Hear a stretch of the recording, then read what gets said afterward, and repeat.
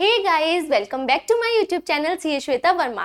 Guys, आज की इस वीडियो में हम इनकम टैक्स के most important and most confusing sections को डिस्कस करने जा रहे हैं, that is section 44AD and section 44ADA। अब गाइस, वैसे तो ये सेक्शन समझने में काफी सिंपल है, इजी टू अंडरस्टैंड है, बट होता क्या है, इन सेक्शंस के प्रोविजन टैक्स ऑडिट के प्रोविजन से लिंक हो जाते हैं, जिस वजह से इनको समझना काफी ज्यादा कंफ्यूजिंग हो जाता है। तो आज की इस वीडियो में हम सारे कंफ्यूजन्स को दूर करते हैं, इन सेक्शंस को डिकोड करते हैं एग्जांपल के साथ। तो गाइस, वीडियो को लास्ट तक जरूर देखिएगा। वीडियो अच्छी लगे तो प्लीज वीडियो को लाइक जरूर कर दीजिएगा, शेयर कर दीजिएगा, ज्यादा से ज्यादा। चैनल पर नए हैं तो चैनल को सब्सक्राइब जरूर कर दीजिएगा। आप हमको हमारे टेलीग्राम चैनल पर भी फॉलो कर सकते हैं, जहां पर हम रेगुलर अपडेट्स और इन्फॉर्मेशन को शेयर करते रहते हैं। चलिए वीडियो को स्टार्ट करते हैं। सबसे पहले थोड़ा बेसिक से स्टार्ट करते हैं। देखिए, हमारे इनकम टैक्स एक्ट में क्या होता है, 5 हेड्स ऑफ इनकम होते हैं। अब किसी भी पर्सन की मेनली 2 हेड से 2 सोर्सेज से इनकम हो सकती है, या तो वो सैलरीड पर्सन होगा, या फिर वो बिजनेसमैन होगा, या फिर प्रोफेशनल होगा। नाउ लेट सपोज एक पर्सन है मिस्टर एक्स, जो क्या करते हैं, जॉब करते हैं, सैलरी से इनकम को अर्न करते हैं, और इनकी 24 लाख रुपीज पर एनम की सैलरी इनको मिलती है। अब क्या होता है कि जब भी अपना ITR फाइल करने बैठते हैं, अपनी इनकम को कंप्यूट करते हैं, तो इस सैलरी इनकम में से इनको 75,000 रुपीज की स्टैंडर्ड डिडक्शन मिल जाती है। ये माइनस करने के बाद इनकी जो नेट सैलरी आती है, इस पर ये स्लैब रेट से टैक्स को पे कर देते हैं। नाउ जो बिजनेसमैन होते हैं या प्रोफेशनल्स होते हैं, इनके लिए क्या होता है कि इनकी जो ग्रॉस रिसीट होती है, जो सेल होती है या टर्नओवर होती है, ये फुली टैक्सेबल नहीं होती, बल्कि इस इनकम को, इस सेल को अर्न करने के लिए इन्होंने जो जो एक्सपेंडिचर्स किए हैं, इनकी इसको डिडक्शन मिल जाती है। और उसके बाद में इनका जो नेट प्रॉफिट आता है, ये नेट प्रॉफिट होती है इनकी इनकम फ्रॉम बिजनेस और प्रोफेशन, और इस इनकम पर इनको स्लैब रेट से टैक्स पे करना होता है। राइट नाउ लेट सपोज कि किसी पर्सन की 50 लाख रुपीस की सेल होती है, 50 लाख रुपीस की इनकी ग्रॉस रिसीट है, और इस इनकम को अर्न करने में इन्होंने 30 लाख रुपीस के एक्सपेंडिचर्स कर दिए हैं। तो इनका जो नेट प्रॉफिट है, इनकी जो नेट इनकम है, वो कितनी है, 20 लाख रुपीस। ये 20 लाख रुपीस इनकी बिजनेस और प्रोफेशन की इनकम मानी जाएगी, और इस पर इनको स्लैब रेट से टैक्स पे करना होगा। तो काफी बड़ा डिफरेंस होता है। जो सैलरीड पर्सन होते हैं, उनको तो ओनली 75,000 रुपीज की स्टैंडर्ड डिडक्शन मिलती है, बट जो बिजनेसमैन होते हैं, प्रोफेशनल्स होते हैं, वो काफी सारी डिडक्शंस को क्लेम कर सकते हैं, अगर उन्होंने वो एक्सपेंडिचर अपनी इनकम को, अपने टर्नओवर को, अपनी रिसीट्स, ग्रॉस रिसीट को अर्न करने के लिए इन्होंने की हो। क्लियर? नाउ अब होता क्या है कि जो स्मॉल बिजनेसमैन होते हैं, स्मॉल प्रोफेशनल्स होते हैं, जब वो अपना ITR फाइल करने बैठते हैं, तो इस इनकम को डिटरमाइन करने के लिए उनको क्या करने पड़ते हैं, सारे एक्सपेंडिचर्स की डिटेल्स देनी होती है। ओके, नाउ इन एक्सपेंडिचर की डिटेल्स के लिए इनको इन सारे एक्सपेंडिचर्स के रिकॉर्ड्स मेंटेन करने होते हैं, जर्नल एंट्री रखनी पड़ती है, लेजर्स रखने पड़ते हैं, different kinds of registers maintain करने पड़ते हैं। इस वजह से इनका इसमें टाइम भी काफी ज्यादा कंज्यूम हो जाता है, और ये सारी कंप्लायंसेस करने के लिए इनको किसी अकाउंटेंट को भी हायर करना होता है। हो सकता है इनको चार्टर्ड अकाउंटेंट को भी हायर करना पड़ जाए, तो इस वजह से इनकी कंप्लायंस कॉस्ट भी काफी ज्यादा हो जाती है। तो इस तरह छोटे बिजनेसमैन और प्रोफेशनल्स को बेनिफिट देने के लिए हमारे इनकम टैक्स एक्ट में 2 बहुत छोटे छोटे प्यारे प्यारे से सेक्शंस है, section 44AD and section 44ADA। Clear? इसको यहां से समझते हैं हम। 2 सेक्शन है, section 44AD and section 44ADA। In section को बोला जाता है प्रिजम्पटिव टैक्सेशन स्कीम। ये सेक्शन क्या करते हैं, बेनिफिट प्रोवाइड करते हैं। किसको बेनिफिट प्रोवाइड करते हैं, प्रोफेशनल्स को और बिजनेसमैन को। जो सेक्शन 44ADA है, वो स्पेसिफाइड प्रोफेशनल्स को बेनिफिट प्रोवाइड करता है, और सेक्शन 44AD बिजनेसमैन को प्रोफेशनल बेनिफिट प्रोवाइड करता है। और बेनिफिट क्या होता है, ये सेक्शन कहते हैं कि आपको डिटेल्ड बुक्स ऑफ अकाउंट्स रखने की जरूरत नहीं है, और जब बुक्स ऑफ अकाउंट्स ही नहीं होंगे तो फिर ऑडिट की तो बात ही नहीं आती। ठीक है, ऑडिट की तो बात ही नहीं आती अगर बुक्स ऑफ अकाउंट्स नहीं है। बुक्स ऑफ अकाउंट्स का ही तो ऑडिट किया जाता है। क्लियर? तो ये सेक्शन बेनिफिट प्रोवाइड करते हैं कि आपको बुक्स ऑफ अकाउंट्स रखने की जरूरत नहीं है। अब ये सेक्शन बेनिफिट तभी प्रोवाइड करते हैं जब आप इन सेक्शंस की कुछ कंडीशंस को फुलफिल कर देते हैं। इन सेक्शंस में अपनी अपनी अलग अलग कंडीशन है, अगर आप इन कंडीशंस को फुलफिल कर देते हैं तो आपको इन सेक्शन का बेनिफिट मिल जाएगा। अगर कंडीशंस को फुलफिल नहीं करते हैं तो क्या हो जाता है, आप इन सेक्शन से आउट हो जाते हैं। आउट हो जाते हैं मतलब आपको बेनिफिट नहीं मिलता, बेनिफिट नहीं मिलता मतलब आपको बुक्स ऑफ अकाउंट्स रखनी पड़ जाती हैं, और हो सकता है कि आपके ऊपर ऑडिट की लायबिलिटी भी आ जाए। क्लियर? तो सबसे पहले समझते हैं सेक्शन 44 एडीए को। ये सेक्शन क्या कहता है? तो सेक्शन 44 एडीए मैंने आपको क्या बताया है, इन सेक्शंस में क्या है, कंडीशंस हैं। आप कंडीशंस को फुलफिल कर लेंगे तभी आपको बेनिफिट मिलेगा। बेनिफिट एक है कि आपको बुक्स ऑफ अकाउंट्स नहीं रखनी, और बुक्स ऑफ अकाउंट्स नहीं है तो ऑडिट की भी आपके ऊपर कोई लायबिलिटी नहीं आएगी। अब कंडीशंस देखते हैं। पहली कंडीशन क्या है, रेसिडेंट पर्सन रेसिडेंट होना चाहिए, मतलब अगर आप नॉन रेसिडेंट है आप इस सेक्शन से आउट हो जाएंगे। ओके, रेसिडेंट होना चाहिए। फिर इंडिविजुअल और पार्टनरशिप फर्म को ही इस सेक्शन का बेनिफिट मिलेगा, मतलब आप एचयूएफ है, आप एलएलपी है, आप किसी भी तरह की कंपनी है, आपको इस सेक्शन का बेनिफिट नहीं मिलेगा, आप इस सेक्शन से आउट हो जाते हैं। और आउट होने का मतलब आप समझ लेना, क्या बुक्स ऑफ अकाउंट्स रखनी होंगी और हो सकता है आपके ऊपर ऑडिट की लायबिलिटी आ जाए। ठीक है, लेकिन इस सेक्शन में ना बुक्स ऑफ अकाउंट्स रखनी पड़ेंगी ना ही आपका ऑडिट होगा, ये बेनिफिट है। ठीक है, सेकंड कंडीशन क्या है, एंगेज्ड इन स्पेसिफाइड प्रोफेशंस, मतलब 44 एडीए वाले वही पर्सन होंगे जो स्पेसिफाइड प्रोफेशंस में एंगेज्ड हैं। अब देखते हैं स्पेसिफाइड प्रोफेशंस क्या है। स्पेसिफाइड प्रोफेशन बता रखे हैं section 44AA sub section number 1 में। ये सेक्शन होता है जो बताता है कि बुक्स ऑफ अकाउंट्स किस किस पर्सन को मेंटेन करनी है, तो उसमें बता रखे हैं स्पेसिफाइड प्रोफेशंस कौन है। तो लीगल मतलब आप लॉयर हैं, एडवोकेट हैं तो आप इसमें आ जाते हैं। मेडिकल आप डॉक्टर हैं, किसी भी तरह के आप आ जाते हैं। इंजीनियर हैं, आर्किटेक्चर हैं, अकाउंटेंट हैं, प्रैक्टिसिंग चार्टर्ड अकाउंटेंट है, प्रैक्टिसिंग कॉस्ट अकाउंटेंट है, आप इसमें आ जाते हैं। ध्यान रखना है प्रैक्टिसिंग ही आएंगे, अगर आप सैलरीड हो, जॉब करते हो तो आप इसमें फॉल नहीं करोगे, फिर तो आपकी सैलरी एड में इनकम टैक्सेबल हो जाएगी, राइट। टेक्निकल कंसल्टेंट हैं, आप इंटीरियर डेकोरेटर हैं, आप फिल्म आर्टिस्ट हैं। फिल्म आर्टिस्ट फिल्म इंडस्ट्री से जुड़े हुए जितने भी लोग होते हैं वो इसमें आ जाते हैं, चाहे आप एक्टर हो, डायरेक्टर हो, एडिटर हो, मेकअप आर्टिस्ट हो, कोरियोग्राफर हो, इसमें फॉल कर जाओगे स्पेसिफाइड प्रोफेशनल की कैटेगरी में। आप ऑथोराइज्ड रिप्रेजेंटेटिव हो, आप जीएसटी प्रैक्टिशनर हो, टैक्स कंसल्टेंट हो, आप किसी अथॉरिटी के सामने किसी पर्सन को रिप्रेजेंट करते हैं, आप स्पेसिफाइड प्रोफेशन है। आप कंपनी सेक्रेटरी हैं, इंफॉर्मेशन टेक्नोलॉजी से रिलेटेड है, आईटी प्रोफेशनल है, डेटा एनालिस्ट है, सॉफ्टवेयर डेवलपर है। अगर आप ये सारे पर्सन हैं तो आप स्पेसिफाइड प्रोफेशनल है, तो फिर इस वाले केस में आपके ऊपर सेक्शन 44 एडीए एप्लीकेबल हो जाएगा। अब यहाँ पर ध्यान क्या रखना है, इसके अलावा अगर आप कोई और प्रोफेशनल हैं, जैसे कि आप एजुकेटर हैं, आप ट्यूटर हैं, आप मेकअप आर्टिस्ट हैं, तो ये सारे प्रोफेशनल्स होते हैं। बट क्योंकि आप स्पेसिफाइड प्रोफेशनल नहीं है ना, तो फिर आपके ऊपर ये वाला सेक्शन 44 एडीए एप्लीकेबल नहीं होगा। तो इस केस में क्या होगा, इस केस में आपके ऊपर ये जो सेक्शन है सेक्शन 44 एडीए एप्लीकेबल हो जाएगा। तो सेक्शन 44 एडी किस पर एप्लीकेबल होता है, एक तो बिजनेसेस में, बिजनेसमैन हो अगर आप तो एप्लीकेबल होगा, प्लस अगर आप अदर प्रोफेशनल हो जो कि इस वाली कैटेगरी में नहीं आते, तो जो इस कैटेगरी से आउट हो जाते हैं तो वो इसमें आ जाते हैं, फिर आपके ऊपर सेक्शन 44 एडी एप्लीकेबल होता है।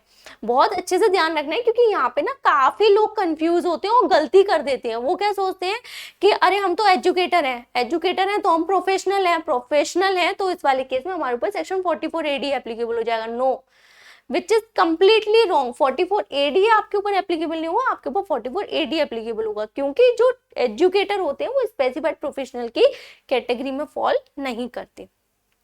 क्लियर? चलिए कौन सी कंडीशन देख ली हमने, सेकंड कंडीशन देख ली। थर्ड कंडीशन क्या बोलती है, आपकी जो ग्रॉस रिसीट है वो 50 लाख तक होनी चाहिए। ग्रॉस रिसीट क्या होती है, ग्रॉस रिसीट होती है ये, अगर ये आपकी यहाँ पर आपका जो अमाउंट है वो 50 लाख तक है, तभी आप इस सेक्शन का बेनिफिट ले पाएंगे। 50 लाख से ज्यादा है आप इस सेक्शन से आउट हो जाएंगे और आपके ऊपर ऑडिट की एप्लीकेबिलिटी आ जाएगी। बट होता क्या है ना कि गवर्नमेंट ऑनलाइन ट्रांजैक्शंस को ज्यादा से ज्यादा प्रमोट करती है। गवर्नमेंट चाहती है कि लोग ज्यादा से ज्यादा जो ट्रांजैक्शंस हैं वो account to account bank transaction करें, राइट? क्यों? क्योंकि इससे क्या होता है, जो व्हाइट मनी होता है वो सर्कुलेट होता है और ऐसे ट्रांजैक्शंस को पकड़ना भी काफी इजी होता है। तो इस वजह से गवर्नमेंट चाहती है कि लोग ऑनलाइन ट्रांजैक्शन ज्यादा करें, और जो लोग ऑनलाइन ट्रांजैक्शन ज्यादा करते भी हैं गवर्नमेंट उनको प्रमोट भी करती है, गवर्नमेंट उनको बेनिफिट भी देती है। तो यहाँ पर गवर्नमेंट, यहाँ पर जो इनकम टैक्स एक्ट है वो कहता है कि अगर आप 95% या उससे ज्यादा का पेमेंट, उससे ज्यादा की रिसीट आप डायरेक्ट अपने अकाउंट में लेते हैं, चाहे आप यूपीआई के, चाहे आप ऑनलाइन ले, आप यूपीआई के थ्रू लें या फिर आप आरटीजीएस के थ्रू लें या अकाउंट पे चेक के थ्रू लें, डेबिट कार्ड या क्रेडिट कार्ड के थ्रू लें, आप अपने बैंक अकाउंट में ले लो 95% या उससे ज्यादा की रिसीट। ओके, तो उस वाले केस में अगर आप ऐसा करते हो ना तो आपको 75 लाख तक भी, 75 लाख तक की भी ग्रॉस रिसीट है अगर आपकी, तो आपको बेनिफिट दे देंगे। तो फिर इस वाले केस में 75 लाख की ग्रॉस रिसीट वालों को भी इस सेक्शन का बेनिफिट मिल जाएगा। क्लियर? नेक्स्ट कंडीशन देखते हैं। नेक्स्ट कंडीशन है कि आपको प्रॉफिट अपना कितना शो करना होगा, मिनिमम 50% ऑफ ग्रॉस रिसीट। तो आपकी जो ये ग्रॉस रिसीट है, ओके, 50 लाख तक हो सकती है, और अगर 95% है उससे ज्यादा का अमाउंट आपने डायरेक्ट बैंक अकाउंट में रिसीव किया है तो 75 लाख तक की वो हो सकती है। आपकी जो भी ग्रॉस रिसीट हो आप इसका मिनिमम 50% हमको क्या कर दो, शो कर दो एज नेट प्रॉफिट। आपका मिनिमम 50% जो है वो आपकी इनकम मान ली जाएगी। ओके, तो इस वाले केस में क्या हुआ कि इस चीज को हम बाईपास कर गए, मतलब आपको इन सब की डिटेल देने की जरूरत नहीं है, इन सब के रिकॉर्ड्स मेंटेन करने की आपको कोई जरूरत नहीं है। ओके, कितना सिंपल हो गया ना, ग्रॉस रिसीट दो, ग्रॉस रिसीट का मिनिमम 50% आपका प्रॉफिट मान लिया जाएगा, प्रिज्यूम कर लिया जाएगा। इसका नाम ही है स्कीम का प्रिजम्पटिव टैक्सेशन, जहां पर इनकम क्या की जाती है, प्रिज्यूम की जाती है। ओके, और भी इसमें क्या चीज लिखी हुई है, 50% ऑफ ग्रॉस रिसीट और actual profit whichever is higher. अगर आपका प्रॉफिट ज्यादा है, ठीक है, मिनिमम 50% तो शो करना ही है, बट अगर आपका एक्चुअल प्रॉफिट है वो ज्यादा है तो आप ज्यादा प्रॉफिट शो करो और उस पर अपने टैक्स को कैलकुलेट कर लो। क्लियर? ये है कंडीशंस। तो ये 4 कंडीशंस थी आपकी, है ना, और फिर अगर ये चारों कंडीशंस फुलफिल हो जाती हैं तो फिर आपको बेनिफिट क्या मिलेगा, no need to maintain books of accounts और other documents. Books of accounts नहीं रखने और अदर डॉक्यूमेंट्स वगैरह भी नहीं रखने, क्योंकि बताने ही नहीं है, राइट? केवल रिसीट बतानी है और अपना प्रॉफिट बताना है। मिनिमम 50% प्रॉफिट बताना है, उससे ज्यादा बताना है अगर एक्चुअल प्रॉफिट ज्यादा है तो। ठीक है, तो इस चीज को अब हम एग्जाम्पल के साथ समझते हैं। एग्जाम्पल देख लेते हैं हम। तो ये है, काफी सारी सिचुएशंस हैं, अलग अलग सिचुएशंस में देखेंगे सेक्शन 44 AD एप्लीकेबल होगा या नहीं, और अगर नहीं होगा तो उस पर ऑडिट एप्लीकेबल होगा कि नहीं, वो चीज भी देखेंगे। सबसे पहले हम कुछ चीजों को अज्यूम कर लेते हैं। एक तो पहले हम ये मान लेते हैं कि हम अपनी ये जो इनकम है ये हम कंप्यूट कर रहे हैं फाइनेंशियल ईयर 25-26 के लिए, राइट? अब ये जो पर्सन है ABCDEF, ये कौन है, रेसिडेंट पर्सन है, ये हम अज्यूम कर रहे हैं रेसिडेंट इंडिविजुअल है, और ये लॉयर है। ठीक है, लॉयर है तो ये स्पेसिफाइड प्रोफेशनल भी है। तो इस तरह से हमने जो स्टार्टिंग की 2 कंडीशंस थी वो तो फुलफिल हो गई। अब हमको नेक्स्ट 2 कंडीशन देखनी है, एक तो हमारी ग्रॉस रिसीट लिमिट में होनी चाहिए एंड उसके बाद में हमें प्रॉफिट मिनिमम 50% तो शो करना ही होगा, तभी हम 44 ADA का बेनिफिट ले सकते हैं। चलिए, फर्स्ट पर्सन है ए, लॉयर है, ये स्पेसिफाइड प्रोफेशनल, इनकी ग्रॉस रिसीट कितनी है, 40 लाख। तो 50 लाख तक की रिसीट में तो हमको कुछ देखना ही नहीं है कि कैश ज्यादा किया कि ऑनलाइन किया, नहीं। 50 लाख तक की रिसीट में 44 AD आपका एप्लीकेबल हो जाएगा। आपको बस क्या करना है, मिनिमम 50%, मतलब 20 लाख तो प्रॉफिट शो करना ही है।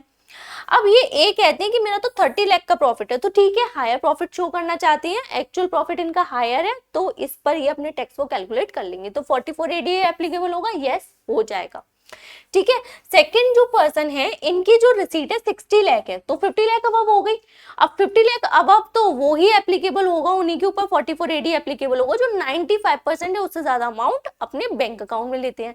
60 लाख का 95% निकाल लो, वो हो जाएगा आपका 57 लाख, राइट।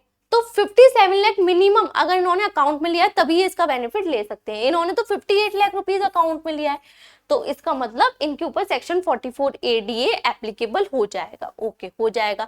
अब इनको करना क्या है, मिनिमम 60 लाख का 50% मतलब 30 लाख का प्रॉफिट तो शो करना ही है। ये कह रहे हैं मेरा एक्चुअल प्रॉफिट 40 लाख है, तो ठीक है 40 लाख पे ये अपने टैक्स को कैलकुलेट कर लेंगे, प्रिजम्पटिव स्कीम ऑप्ट कर सकती हैं। नाउ थर्ड है मिस्टर सी, इनकी जो ग्रॉस रिसीट है 70 लाख की है, ठीक है, तो 50 लाख अबव है। हमें क्या देखना है, 95% जो है बैंक में रिसीव हो रहा हो। 95% इनका हो गया 66 लाख 50,000, ठीक है, 66 लाख 50,000 हो गया। ये कितना रिसीव कर रहे हैं, तो 50 लाख ही रिसीव कर रहे हैं, इससे तो कम रिसीव कर रहे हैं, तो फिर नहीं, फिर ये प्रिजम्पटिव को ऑप्ट नहीं कर सकते, लिमिट ही इनकी एक्सीड हो रही है, तो प्रिजम्पटिव को ये ऑप्ट नहीं कर सकते। अच्छा, प्रिजम्पटिव को ऑप्ट नहीं कर सकते तो इनको प्रिजम्पटिव का बेनिफिट नहीं मिलेगा, बेनिफिट नहीं मिलेगा तो इनको अब क्या करना पड़ेगा, बुक्स ऑफ अकाउंट्स रखनी पड़ेंगी और इनको ऑडिट भी कराना होगा, क्योंकि इनकी लिमिट जो है वो एक्सीड कर रही है। क्लियर, समझ में आ गया होगा। नाउ मिस्टर डी है, इनकी जो ग्रॉस रिसीट है 80 लाख है। अब देखो 75 लाख अबव है ना, तो कुछ भी नहीं देखना, 75 लाख अबव अगर किसी प्रोफेशनल की, स्पेसिफाइड प्रोफेशनल की ग्रॉस रिसीट है तो फिर आपको बुक्स ऑफ अकाउंट्स रखने ही है और आपका ऑडिट होना ही है, कोई नहीं रोक सकता इस चीज को। ओके, अगर 75 लाख अबव हो जाती है तो ये प्रिजम्पटिव को ऑप्ट नहीं कर सकते। नाउ नेक्स्ट है मिस्टर ई, 30 लाख की ग्रॉस रिसीट है, ठीक है, 50 लाख तक है, कर सकती हैं, बस इनको क्या करना पड़ेगा, मिनिमम 15 लाख का प्रॉफिट तो इनको शो करना ही होगा। ये क्या कहते हैं, ये कहते हैं इनका एक्चुअल प्रॉफिट 10 लाख है, 15 लाख से कम है, अपना जो एक्चुअल प्रॉफिट 10 लाख है वो शो करना चाहते हैं, तो इस वाले केस में तो इनका प्रॉफिट ही कम हो गया 50% से कम, तो 50% से कम प्रॉफिट हो गया, प्रिजम्पटिव को ऑप्ट कर पाएंगे, नहीं कर पाएंगे, तो इनको क्या करना पड़ेगा, इसका कंसेक्वेंस क्या होगा, बुक्स ऑफ अकाउंट्स रखनी होंगी और ऑडिट भी कराना होगा। क्लियर। नाउ नेक्स्ट एग्जांपल देखते हैं। एफ है, इनका जो ग्रॉस रिसीट है 14 लाख है, ठीक है, ये भी 50 लाख तक है, कर सकते हैं, बस इनको क्या करना होगा 50% यानी 7 लाख का मिनिमम प्रॉफिट तो इनको शो करना ही होगा। अब ये कहते हैं कि इनका एक्चुअल प्रॉफिट 3 लाख रुपीज का है, कम प्रॉफिट शो करना चाहते हैं, कम प्रॉफिट शो करना चाहते हैं, फिर आउट हो गए प्रिजम्पटिव स्कीम से, प्रिजम्पटिव स्कीम को ये ऑप्ट नहीं कर सकते, तो बुक्स ऑफ अकाउंट्स तो इनको मेंटेन करनी होंगी, ऑडिट करवाना होगा इनको, देन आंसर इज नो, यहाँ पर इन्हें ऑडिट इनके ऊपर एप्लीकेबल नहीं होगा। अब ऑडिट एप्लीकेबल क्यों नहीं होगा वो समझिए। देखिए यहाँ पर जो इनकी इनकम है, प्रोफेशनल इनकम है, वो 3 लाख रुपीस की है। हम सपोज करते हैं कि इनकी इसके अलावा किसी और कोई और अदर इनकम नहीं है, इनकी केवल प्रोफेशनल इनकम है जो कि 3 लाख रुपीस है। तो इस वाले केस में क्या हुआ, फाइनेंशियल ईयर 25-26 के लिए बेसिक एग्जेम्पशन लिमिट क्या है, 4 लाख रुपीज, अगर आप न्यू टैक्स रेजिम को ऑप्ट करते हैं तो यहाँ पे जो इनकी टोटल इनकम है वो बेसिक एग्जेम्पशन लिमिट से कम है। अगर आपकी इनकम बेसिक एग्जेम्पशन लिमिट से कम होती है तो यहाँ पर आपके ऊपर ऑडिट की एप्लीकेबिलिटी नहीं होती, ठीक है। यहाँ पर तो क्या था कि इनकम बेसिक एग्जेम्पशन लिमिट से ज्यादा थी, इस वजह से ऑडिट हुआ, लेकिन अगर इनकम बेसिक एग्जेम्पशन लिमिट से कम है, प्रॉफिट आप कम शो करना चाहते हो और आपकी actual income basic exemption limit से कम है तो आपको ऑडिट नहीं कराना, ठीक है। तो अब एक बार पहले ये समझ लेते हैं ऑडिट की एप्लीकेबिलिटी किन किन प्रोफेशनल्स पर आएगी। तो सबसे पहले तो आपको देखनी है ग्रॉस रिसीट, ठीक है, ग्रॉस रिसीट। अगर आप कैश में ट्रांजैक्शंस करते हो, कैश में ज्यादा ट्रांजैक्शन करते हो तो 50 लाख तक तो कोई भी ऑडिट नहीं होगा, लेकिन अगर आपकी रिसीट 50 लाख को एक्सीड कर गई तो आपको ऑडिट कराना पड़ेगा। अगर आप ऑनलाइन ट्रांजैक्शन ज्यादा करते हो, 95% या उससे ज्यादा आप बैंक में रिसीव करते हो डायरेक्ट, तो उस वाले केस में 75 लाख तक आपका कोई भी ऑडिट नहीं होगा। बट अगर आपकी रिसीट 75 लाख अबव हो गई तो फिर कोई कुछ नहीं देखेगा, फिर आपका ऑडिट होगा ही होगा, ठीक है। अब आते हैं प्रॉफिट के ऊपर। तो अगर आपकी ग्रॉस रिसीट इस लिमिट के अंदर अंदर है, इस लिमिट के अंदर अंदर है, तो आपको क्या करना है, मिनिमम 50% अपना प्रॉफिट शो करना है, मिनिमम 50% और उससे हायर, तो आप ऑडिट से बच जाओगे। बट अगर आप अपना प्रॉफिट 50% से कम शो करना चाहते हो तो उस वाले केस में आपका ऑडिट होगा तो profit is less than 50% of gross receipt. Okay, but अगर आपकी टोटल इनकम क्या होती है, बिजनेस की या प्रोफेशन की इनकम प्लस अदर इनकम, तो टोटल इनकम आपकी एक्सीड कर रही है बेसिक एग्जेम्पशन लिमिट को, तभी आपका ऑडिट होगा। ठीक है, तो प्रॉफिट के केस में ये चेक करना है 50% से आपका कम शो कर रहे हो बट आपकी total income basic exemption limit को एक्सीड कर रही है, तभी आपका ऑडिट होगा। अगर इनकम इससे कम है तो फिर आपको ऑडिट की आपके ऊपर लायबिलिटी नहीं आएगी। ओके, ये था सेक्शन 44 ADA और इसके साथ में जो ऑडिट प्रोविजंस थे जो कि सेक्शन 44 A भी बोलता है, वो मैंने आपको बता दिया। क्लियर? अच्छा, एक क्वेरी ये आती है कि बहुत से लोग कहते हैं कि जब हम प्रिजम्पटिव स्कीम को ऑप्ट कर रहे हैं तो यहाँ पे हमको बुक्स ऑफ अकाउंट्स मेंटेन नहीं करनी। अब जब बुक्स ऑफ अकाउंट्स मेंटेन नहीं करनी है तो यहाँ पे ये बोला है कि एक्चुअल प्रॉफिट, हमें एक्चुअल प्रॉफिट कैसे पता चलेगा जब books of accounts he maintain नहीं कर रहे।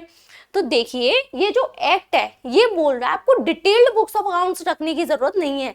डिटेल्ड बुक्स ऑफ अकाउंट्स का मतलब आपको जर्नल एंट्री नहीं करनी, लेजर्स नहीं करने, अलग अलग रजिस्टर्स नहीं मेंटेन करने, अपना जो P&L है वो आपको जो इनकम टैक्स एक्ट है उसके अकॉर्डिंग नहीं बनाना, ये बोलता है। ओके, बट ये थोड़ा ना कह रहा है कि जितने भी आप एक्सपेंडिचर कर रहे हो उनके बिल्स को फाड़ कर फेंक दो, या आप स्टाफ को सैलरी कितनी दे रहे हो ये भूल जाओ, आप रेंट कितना पे कर रहे हो ये भूल जाओ।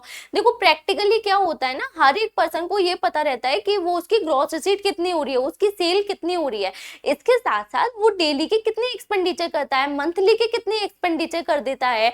तो इन एक्सपेंडिचर की डिटेल बिल्स वगैरह को तो वो संभाल कर रखता है, डिटेल्स भी रखता है, रफली एक आइडिया तो हर किसी को होता है। अगर आपको अपने एक्सपेंडिचर की आप डिटेल ही नहीं रखोगे तो एक बात बताओ, आपको कैसे पता चलेगा कि आपका बिजनेस प्रॉफिट में जा रहा है या लॉस में जा रहा है, राइट? तो एक्सपेंडिचर की रफली आइडिया, रफली डिटेल तो हर कोई रखता है। Proper books of accounts maintain नहीं करने बट रिकॉर्ड्स तो फिर भी रहते हैं, तो आपको इतना तो हर किसी को पता रहता ही है कि एक्चुअल प्रॉफिट कितना जा रहा है। तो उसकी बात है, अगर ज्यादा प्रॉफिट है तो आप ज्यादा शो कर दो, कम है कम कर सकते हो, बट उस वाले केस में फिर आपके ऊपर ऑडिट एप्लीकेबिलिटी आ जाएगी अगर total income basic exemption limit से ज्यादा है तो ये जो सेक्शन था वो था पूरा 44 ADA के बारे में।